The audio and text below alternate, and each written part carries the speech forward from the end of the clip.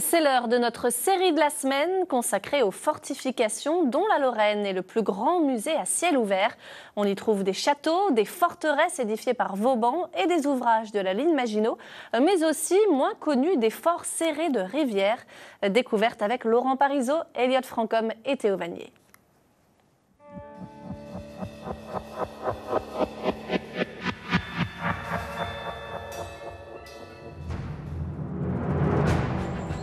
De Dunkerque à Nice, souvent dissimulés par des forêts, une succession de plusieurs centaines d'ouvrages fortifiés, presque tombés dans l'oubli.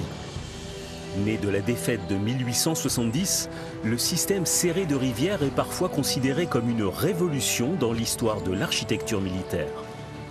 Un moment de bascule qu'analyse Cédric Vaubourg. Le Vosgien parcourt ses ouvrages depuis son enfance. Il a créé et alimente depuis 18 ans un site internet dédié à ses fortifications. Après la guerre de 1870, on va s'apercevoir que les villes et les citadelles qui entourent les villes tombent facilement. En fait, en quelques années, les portées de pièces vont passer de 2 à 3 000 mètres jusqu'à 7 km. Donc ça donne une idée de l'évolution des portées de tir. Et le but, c'est d'éloigner les forts le plus possible du noyau central de la ville. C'est là où seront stockées, logées les garnisons, et de les abriter le plus possible des bombardements. Polytechnicien, le général Serré de Rivière présente en 1873 son nouveau système de défense des frontières françaises. La défaite de 1870 vient de les modifier. En Lorraine, pour faire face à l'Allemagne, Verdun, Toul et Épinal sont transformés en places fortes. Ces villes sont défendues par un réseau de forts pouvant se couvrir mutuellement. Mais entre Toul et Épinal, la zone dite de la Trouée de Charmes, voie naturelle d'invasion offrant une route directe vers Paris, n'est défendue que par 5 forts d'arrêt. Des ouvrages à l'image de la batterie de l'Éperon à Frouard. Isolés mais puissamment armés, ils sont chargés de bloquer certains passages stratégiques. Leur mission principale est de retarder l'avancée d'un éventuel agresseur pour laisser le temps à des troupes de secours de le prendre en tenaille. Une série de forts est construite entre 1874 et 1885. Celui d'Uxenier fait partie de cette première génération. Pascal Durand est président de l'ARFUP, association qui protège ce site et le restaure.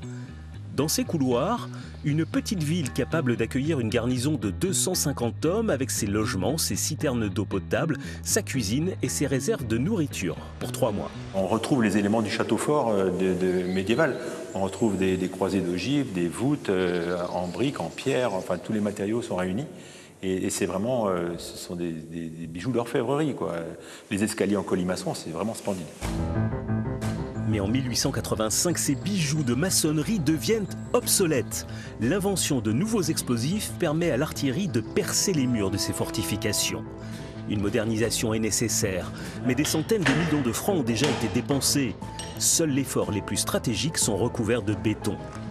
L'artillerie doit également être protégée, des tourelles capables de tirer puis de se dissimuler sont créées, comme ce modèle, qui fait la fierté de Patrick Vinaud et des bénévoles de l'association de sauvegarde du patrimoine fortifié de Frouard.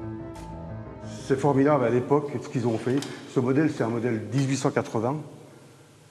Il n'y avait pas d'ordinateur, il n'y avait pas de calculette, il n'y avait rien. Tout a été fait sur planche à dessin. Il a fallu quand même se creuser les méninges pour mettre ça en mouvement. C'est quand même une tourelle qui fait 240 tonnes. Vous avez 160 tonnes en mouvement. Il y a énormément de calculs qui ont été faits pour que cette tourelle fonctionne. En 1914, c'est une véritable barrière de fer et de béton qui fait face à la frontière allemande. Un dispositif défensif qu'il a fallu réadapter plusieurs fois en quelques années et qui va bientôt connaître son baptême du feu en conditions réelles.